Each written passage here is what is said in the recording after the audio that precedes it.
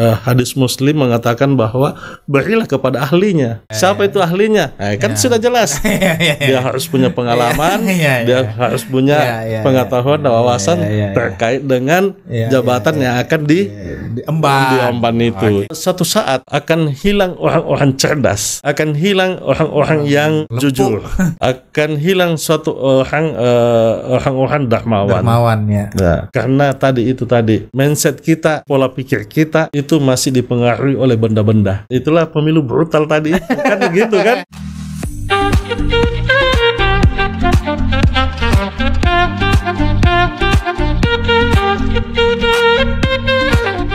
Bismillahirrahmanirrahim. Assalamualaikum warahmatullahi wabarakatuh. Kawan-kawan Portal Media, terima kasih sudah mampir lagi di podcastnya Portal Media. Hari ini saya beruntung sekali di sela-sela kesibukannya beliau, Portal Media berhasil disisipkan di antara jadwal-jadwal yang begitu intens ini. Saya hari ini kedatangan seorang ketua Partai Demokrat dari Parepare. Hari ini menjabat sebagai wakil ketua DPRD Kota Parepare. Ada Bapak Rahman Samsu Alam. Assalamualaikum Bapak. Waalaikumsalam warahmatullahi wabarakatuh. Panggilan akrabnya Kak Ato. Ya, Di, saya panggil Kak Ato saya kan tadi. Oke, mantap. Siap. Kanda, saya waktu bicara sama teman di Parepare, nama Bapak tuh disebut akan maju melihat gambar. Saya mau konfirmasi ini di sini di meja ini nih. Betulkah Bapak akan maju sebagai wali kota Parepare? Itu dulu, Pak.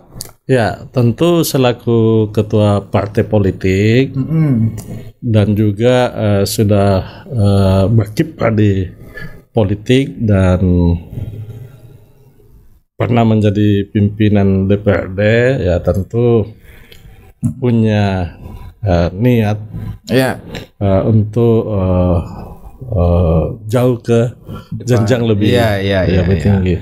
Itu manusiawilah, tetapi pada prinsipnya begini, saya juga tentu realistis dengan situasi dan realistis itu apa, Pak? Apa yang direalistiskan? Realistis tidak mesti dipaksakan. Oke. Ya, jadi kalau memang memungkinkan, kan semangatnya ini semangat pengabdian.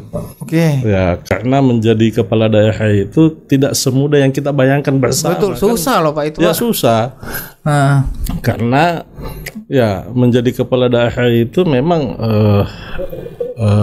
tidak hanya memiliki isi tas, tetapi harus memang juga ada banyak pengalaman, karena harus memanage manusia yang banyak, kemudian harus punya pengetahuan, wawasan terkait dengan pemerintahan, sehingga saat diberi amanah itu bisa lebih mudah dan cepat dilaksanakan, begitu. Bapak emangnya merasa tidak punya pengalaman, Pak? 10 tahun loh jadi anggota DPR nih. Oh enggak, ya itulah yang semangat itu membawa saya untuk termotivasi untuk maju sebagai. Nah, kata realistis ini Pak, apa sih, survei kah? Apakah untuk saat ini sebetulnya ada beberapa lembaga survei. Seinformasi dari teman-teman ada CRC, JSI, LSI. Itu sudah melakukan survei dan alhamdulillah saya belum pasang baliho. Ini kan baru saya pasang baliho. Iya, katanya masih baru ini katanya baru Pak. Pasang baliho. Dari survei itu muncul nama saya. Dan alhamdulillah cukup. Di peringkat 4 ke atas lah. Walaupun tidak pasang baliho dan belum ngapa-ngapain ceritanya. Belum ngapa-ngapain sudah. Kemudian di survei 02 itu sampai 54% tanpa baliho. Nah, informasi teman-teman ini karena kerja politik, kerja sosial, kerja pengabdian yang selama ini kita lakukan, sehingga secara alami itu terprotek nama saya. Gitu. Pak, kalau saya tidak salah, saya tolong dibenarkan. Bapak kan ketua partai ini Pak. Iya. Nah, dulu kalau saya tidak salah kursinya Demokrat 3, sekarang turun jadi 2, Pak. Ini pertanyaan saya, Pak, kenapa bisa, Pak? Jadi memang untuk kali ini memang seperti pernyataan tokoh-tokoh politik nasional bahwa pemilu baru-baru ini adalah pemilu brutal. Iya, betul. Nah, ini yang coba kita mau ini. Betul. Kenapa bisa jadi pemilu brutal? Walaupun memang secara akumulasi jumlah suara itu sebetulnya kami jauh lebih besar dibanding tahun-tahun sebelumnya. Nah, jadi memang sedikit ya namanya sudah mungkin takdirnya begitu ya, kita tidak bisa Walaupun kami sebetulnya hitung-hitungannya hampir dapat 5 dari 2 hampir dapat 5. Oke. Ya, karena dari semua dapil itu kita punya potensi dapat 1 kursi semua. Cuma di peringkat terakhir semua yang 3 ini nggak dapat jatah kursi terakhir. Ya, gitu. 4 dapil, Pak, di 5 dapil 4 dapil. Pak, seperti yang kita bilang, sebenarnya saya sudah sering nanya ini ke tamu-tamu yang datang, Pak. Betul yang Bapak bilang bahwa ini brutal sekali pemilu kemarin ini. Nah, pertanyaan lanjutannya biasanya sebenarnya begini, Pak. Siapa yang duluan sih, Pak? Maksudku begini. Apakah masyarakat duluan minta-minta ke para pemimpin ini, atau para pemimpin inilah ya ceritanya yang membiasakan masyarakat, Pak? Sebetulnya begini. Kita dengan perubahan sistem pemilu secara terbuka ini memang ada problem di mana saat ini memang masyarakat kita belum bisa menikmati namanya pemilu yang demokratis, yang terbuka. Nah, mungkin dari faktor ekonomi dan pendidikan itu harus kita akui bahwa di negara-negara memang yang pendidikan dan ekonomi rakyatnya masih di bawah rata-rata itu memang risiko pada pelaksanaan demokrasi yang secara terbuka. Dan itu kita bisa lihat langsung saat ini. Sehingga kemungkinan pada pemilu yang akan datang sistem ini insya Allah pasti akan berubah. Ya, begitu. Jadi maksudku kan memang agak repot kita mencari sebenarnya siapa yang salah ini, Pak. Masyarakat minta-minta. Ya para caleg juga ini. Ya, memanfaatkan situasinya. Situ. Ya, jadi sebetulnya saya melihat ini yang memang harus kita edukasi adalah masyarakat sebetulnya. Dilakukan edukasi bagaimana menjadi pemilih yang cerdas. Nah, pemilih yang cerdas ini tidak dipengaruhi oleh benda-benda. Ya kan? Jadi memilih bukan karena ada benda-benda mati. Kertas-kertas juga, Pak. Kertas-kertas. Jadi kita mau pemilih kita ini pemilih cerdas. Nah, karena kalau ini kita tidak ubah, ini bangsa kita akan begini terus. Ya, akan selalu pemilihan ditentukan oleh benda-benda. Ya, sebesar berapa benda-benda itu diserahkan kepada masyarakat. Itu kan tidak sehat, tidak baik dari segi demokrasi maupun dari segi agama juga itu kan tidak dianjurkan lah dari segi agama. Jadi kalau melihat situasinya, Pak, betapa brutalnya pemilu kemarin, Pak, tidakkah ini akan jadi cerminan pilkada nanti, Pak? Bisa saja, bisa saja. Jadi kita ini justru saya begini. Saya selalu kadang jadi narasumber di kegiatan-kegiatan mahasiswa maupun diundang di kampus-kampus. Saya selalu menyampaikan bahwa kalau kita tidak mengubah situasi ini, maka jangan harap bangsa kita ini akan maju. Karena kondisi ini harus dimulai juga oleh masyarakat. Nah, kita harus mengubah. Jadi ada sebetulnya di Al-Quran itu sudah disampaikan itu bahwa kita harus mengubah nasib kita. Kalau kita bukannya mengubahnya, ya maka tidak akan berubah. Okay. Kalau bukan dari kita yang mengubah, tidak akan berubah. Ya, itu di Al-Had nomor ayat 11 itu mengatakan begitu. Jadi makna itu sebetulnya bukan dalam konteks fisik saja. Ya biasa mengubah nasib itu dalam bentuk fisik, enggak. Dalam mengubah pola pikir kita, mindset kita, itu juga harus bagian daripada mengubah nasib.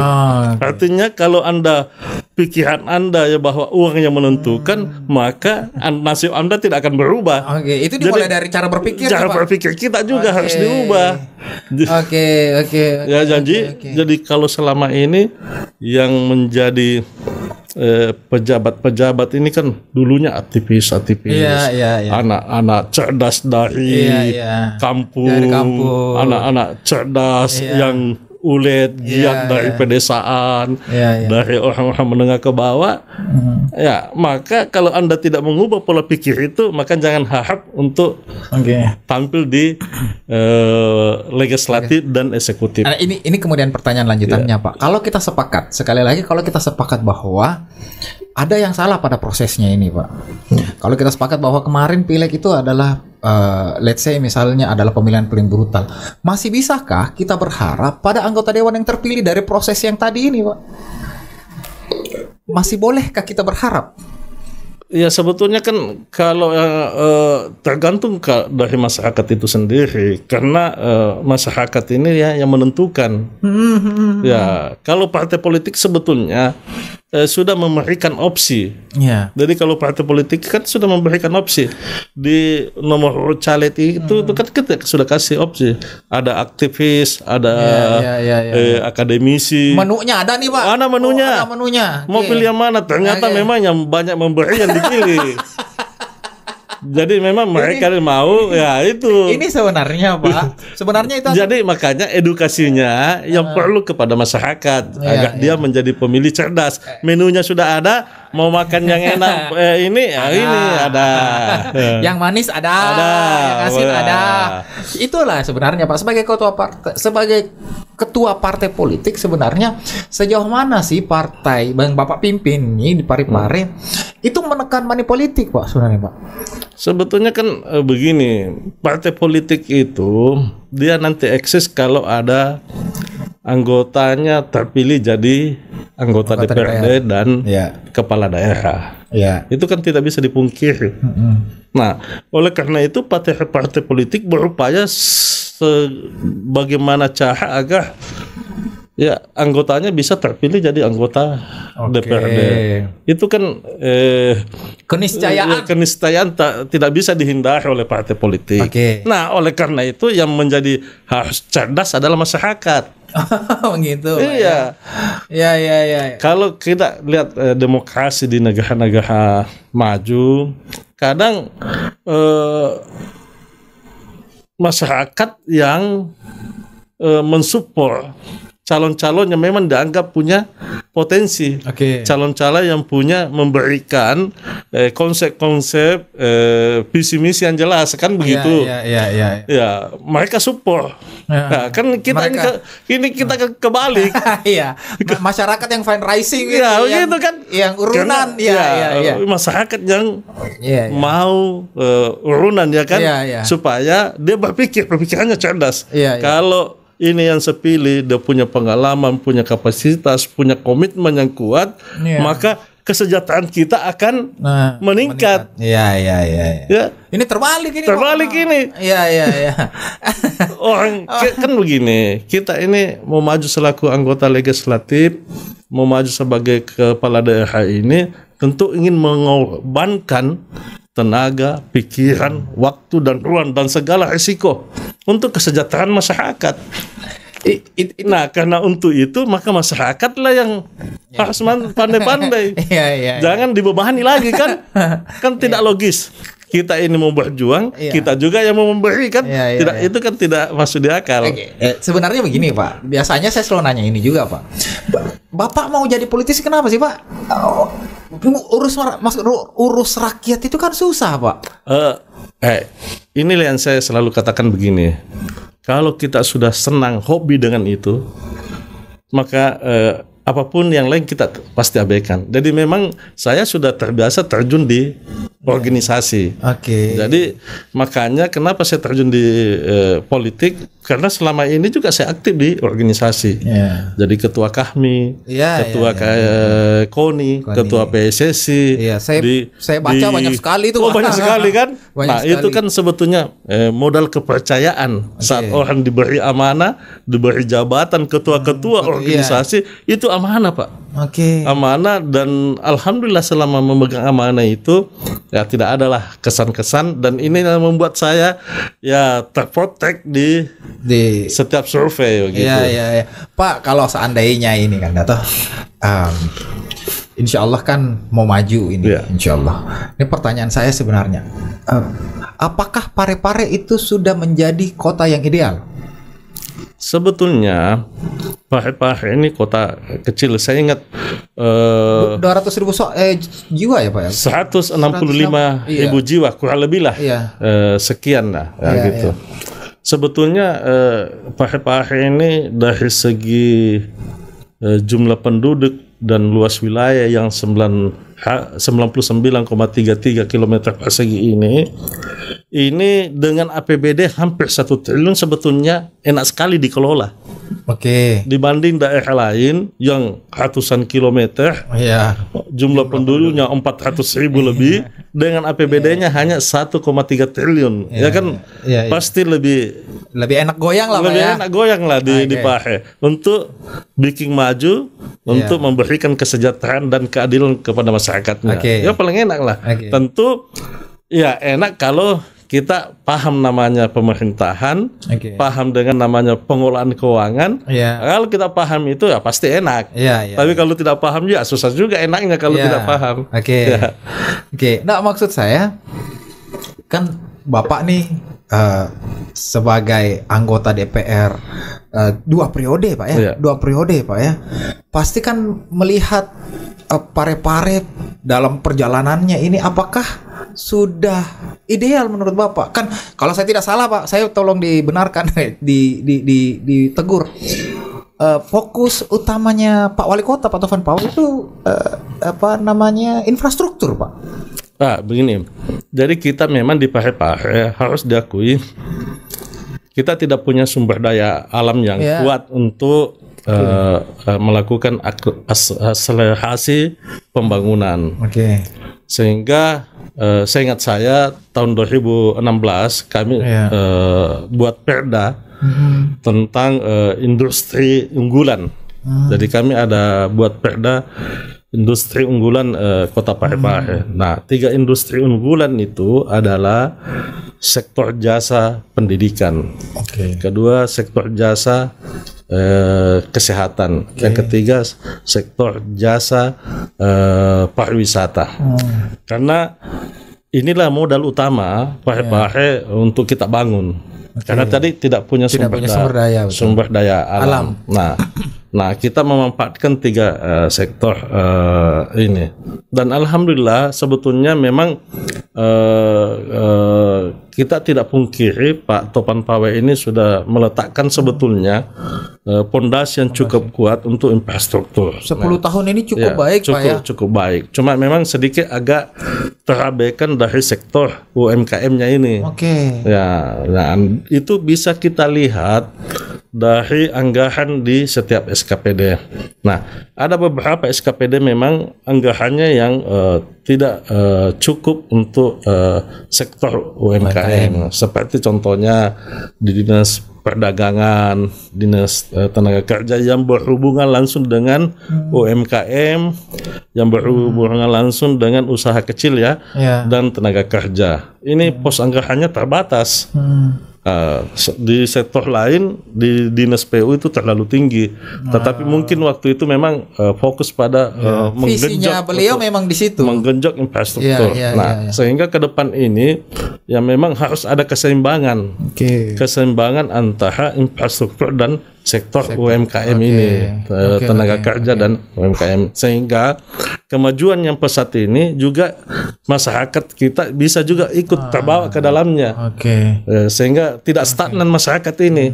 Nah, sehingga tugas pemerintah agar masyarakat yang menengah ke bawah ini bisa di-push juga mengikuti perkembangan yang ada. Apa yang masih kurang dilakukan Pak oleh pemerintah Pak untuk mendorong UMKM ini? Ya, itu bisa terlihat di anggaran yang itu tadi saya karena Bapak 10 tahun di DPR jadi fungsinya itu di situ Pak ya, fungsi keuangannya di situ di situ kan sesuatunya itu kan kita tidak bisa berbuat banyak kalau keuangannya terbatas kan.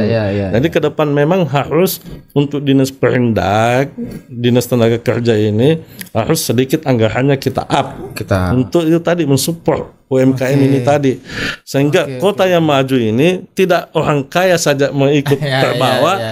Jadi kita karena kalau kita tidak mensupport menengah ke bawah ini, dia akan ketinggalan terus. Karena orang menengah ke atas itu dengan kemajuan yang ada, dia pasti akan terikut. Karena menengah ke atas itu tentu dia punya modal, punya sarana prasarana, punya pendidikan lebih jaringan lebih tinggi, sehingga kemajuan kota pasti diikuti. Tapi yang menengah ke bawah ini, kalau bukan pemerintah yang melakukan intervensi yang cukup kuat, maka dia tidak akan terbawa. Dia tidak akan terbawa. Dia tetap stagnan. Tetap di situ. Tetap di situ dia. Ya kan? Nah, tugas kita ini angkat dia supaya dia juga bisa ikuti perkembangan dan kemajuan kota.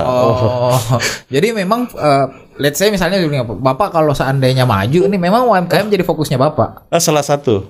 Ya. Pak, Parepare itu pasti pernah tanya itu teman di Parepare. Saya terus terang sering ke Parepare. Saya punya adik di sana.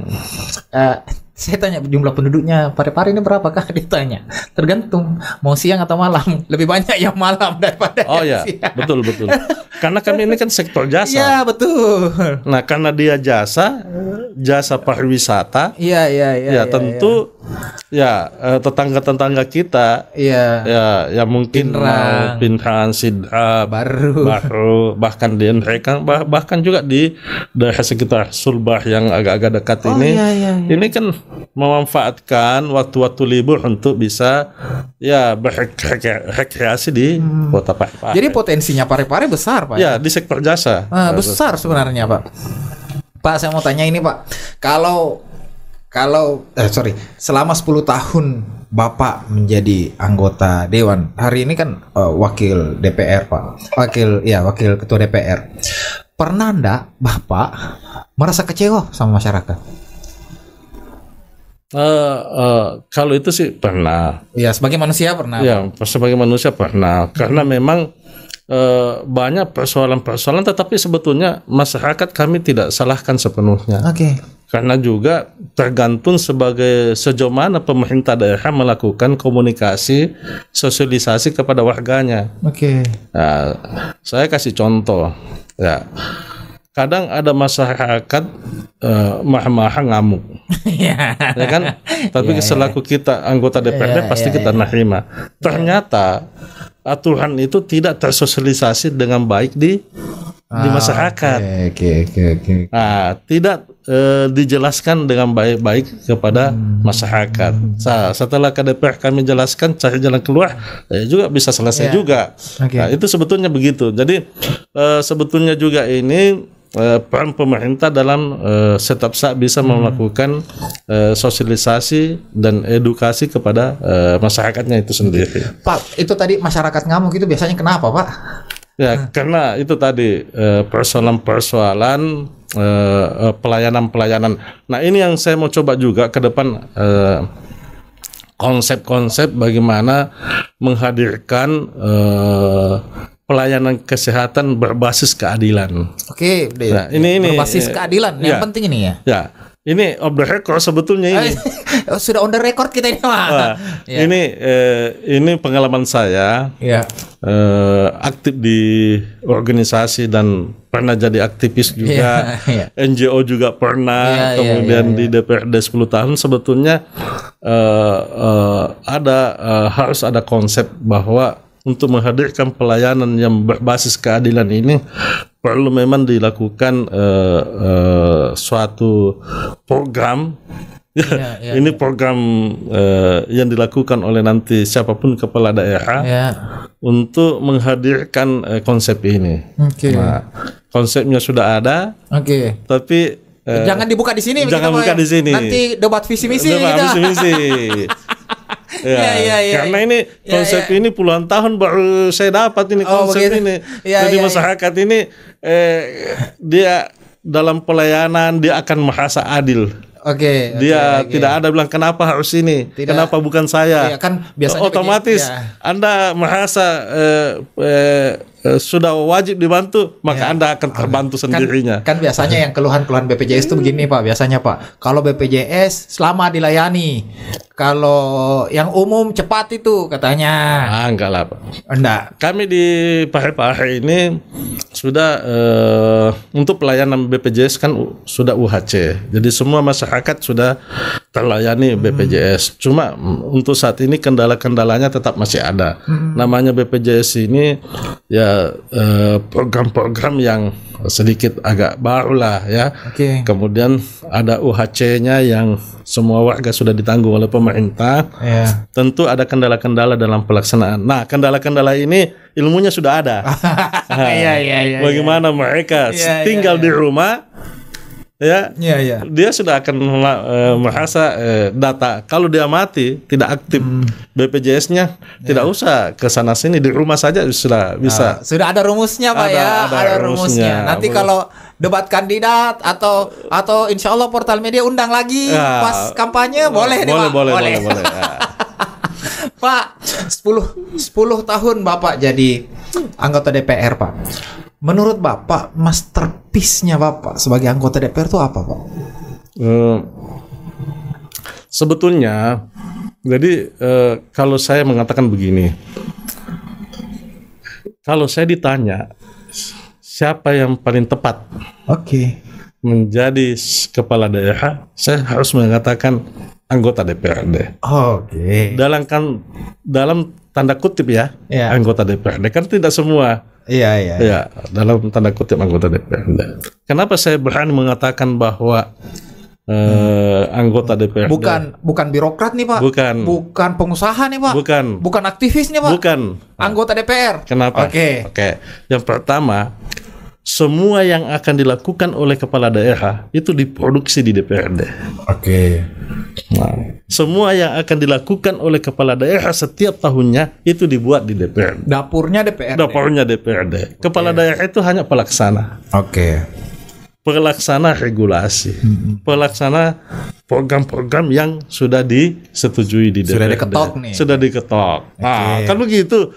Jadi semua yang mau dilakukan kepala daerah setiap tahunnya itu harus diproduksi di DPRD. Dari segi aturannya, dari segi regulasinya, dari segi anggarannya. Kemudian kita lakukan pengawasan, evaluasi setiap tahunnya. Programnya tidak jalan, kenapa? Problemnya kenapa? Itu semua kan dilakukan di DPRD. Sehingga saat anggota DPRD dalam tanda kutip tadi itu diberi amanah, dia akan lebih mudah. Karena ilmunya sudah didapat. Jadi semacam ini Pak ya, sebelum jadi eksekutif harus jadi legislatif dulu nih. Harusnya kan begitu. Harusnya kan begitu. Sebetulnya juga di birokrasi sebetulnya ada. Yang menurut saya karena ini menurut pandangan saya di level sekda itu juga sebetulnya itu jauh lebih paham tentang pemerintahan dengan keuangan level sekda. Kadis ini sekda. Kadis kan mungkin naik dulu jadi sekda. Karena kalau sekda itu dia sudah menjadi ketua tim TAPD, ketua tim anggaran pemerintah daerah. Jadi mereka sudah tahu karena dia ketua begitu. Dia juga kalau orang mau mutasi. Bapak Jaka dia juga di situ. Jadi mereka sudah lebih paham kalau sekda. Sama dengan DPRD. Begitu juga. Tapi semua itu dalam tanda kutip. Kan tidak semua itu mau belajar. Kan tidak semua mau belajar dalam tanda kutip. Jadi begitu. Jadi ya sebagaimana di riwayat hadis Muslim mengatakan bahwa berilah kepada ahlinya. Kan begitu. Masyarakat ayo. Jadi pemilih cerdas. Agama sudah memberikan petunjuk. Bahwa sesuatu itu berilah kepada ahlinya. Siapa itu ahlinya? Kan sudah jelas. Dia harus punya pengalaman, dia harus punya pengetahuan dan wawasan terkait dengan jabatan yang akan diemban itu. Itulah yang dimaksud. Pak, ini saya sudah dikode tadi Pak ini. Waktu kita, tapi saya mau tanya ini. Saya beberapa hari lalu Pak, saya nonton film. Ada dialog di situ yang menurutku pas sekali masuk di kepalaku, dan insya Allah akan saya tanya ke Bapak. Dialognya bilang begini Pak, kekuasaan dipersengketakan antara orang yang layak dengan orang yang memuja. Pertanyaan saya sebagai pesan Bapak lah, bagaimana cara kita melihat pemimpin itu hanya mau berkuasa atau dia layak berkuasa? Sebetulnya juga kita sudah disampaikan bahwa jangan memilih pemimpin yang terlalu mau, jangan juga memilih pemimpin yang tidak terlalu mau. Sebetulnya simple begitu saja jawabannya. Tetapi mengukur yang sekarang yang terlalu mau ini sulit sekali mengukurnya karena saat ini semua sudah terlalu mau. Semua sudah terlalu mau. Semua sudah terlalu mau. Tidak ada yang tidak terlalu tidak mau. Tidak ada yang menolak saya mau jadi wali kota. Sudah mau jadi wali kota. Atau saya sedang mau maju. Semua sudah mau terlalu mau maju. Gitu. Jadi sisa itu aja cara melihatnya. Jadi sebetulnya kan kalau kita mau melihatnya kan sudah jelas di tuntutan agama kita. Pilihlah pemimpin yang punya keahlian. Kan sudah jelas sekali. Karena kalau tidak diberikan kepada ahlinya, maka tunggulah kehancuran. Keahlian ini maksudnya pengalaman Pak ya. Nah, sekarang kalau mau jadi kepala daerah, kan kita tahu harus dia punya pengalaman. Pengalaman ini terkait dengan manajemen manusianya Pak. Karena mengurus ribuan orang, bahkan jutaan orang, mengurus nasib Pak. Jadi sebetulnya negara harus hadir memberikan jaminan bahwa pemimpin ini akan memberikan kesejahteraan kepada masyarakat yang ada. Karena menyangkut kalau bilang keluarga aja yang mau diurus tidak ada urusan. Gampang ini menyangkut nasib hajat. Kalau pare-pare 200 juta jiwa, 200.000 jiwa ini. Nasib itu kan harus kita bisa memberikan rasa keadilan dan harus memberikan rasa kesejahteraan itu sendiri. Pak, saya bilang tadi yang terakhir ini saya langsung teringat ada film lagi Pak, The Virgin ininya, The Virgin judulnya. Jadi konon katanya jauh di masa depan itu masyarakat akan terbagi atas 5 faksi yang berani, faksi yang jujur dan adil, faksi yang baik hati, faksi yang pelayan, dan faksi yang pintar.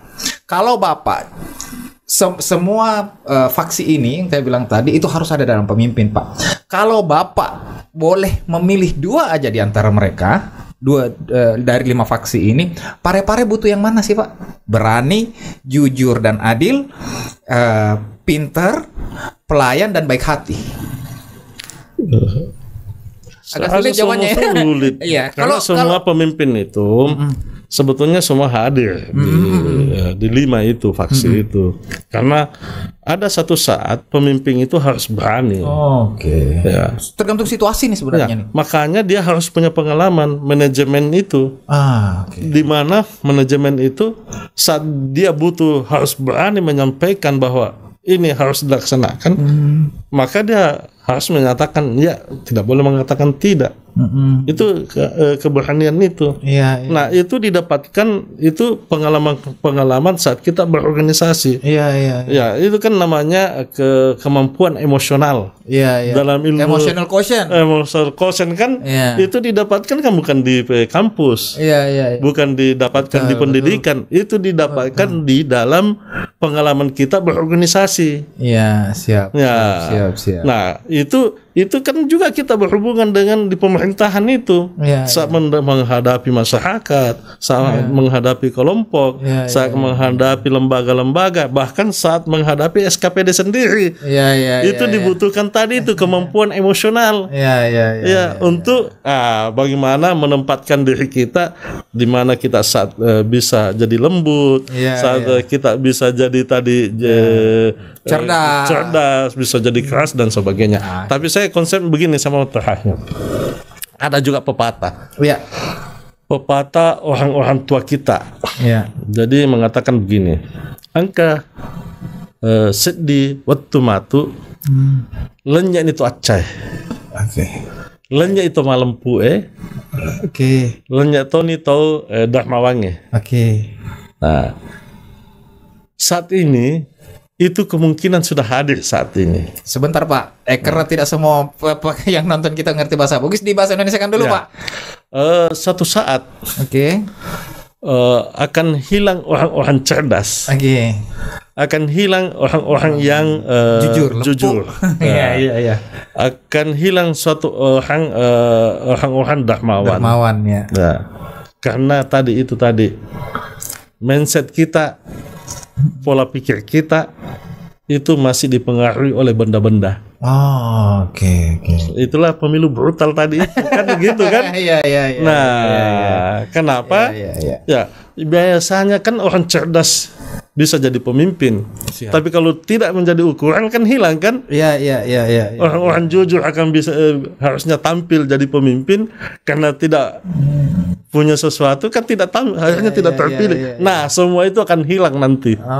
Ini pepatah orang Bugis dulu, orang tua kita karena itu. Benda. Karena kecintaan pada benda itu. Terima kasih Bapak, terima kasih, saya belajar banyak sekali dari Bapak ini. Terima kasih Pak. Insya Allah kalau Bapak jadi maju, kan sekarang baru bakal nih Pak. Insya Allah kalau sudah jadi calon, saya undang lagi Pak. Sedikit minimal membocorkan tadi itu kesehatan yang berkeadilan tuh yang bagaimana. Pelayanan pendidikan yang berkeadilan. Pelayanan publik yang berkeadilan. Jadi nanti kalau sudah jadi calon, terus insya Allah jadi wali kota, jangan malas-malas datang lagi Pak kalau diundang Pak. Insya Allah. Terima kasih Pak Rahman Syamsu Alam. Rahmat Syamsu Alam. Terima kasih Pak. Teman-teman Portal Media, kawan-kawan Portal Media, terima kasih sudah hadir sekali lagi. Insya Allah kita akan datangkan tokoh-tokoh para calon kepala daerah, para pemimpin kepala daerah, insya Allah di kesempatan lainnya. Saya Sal pamit, billahi taufiq wal hidayah. Assalamualaikum warahmatullahi wabarakatuh. Mantap.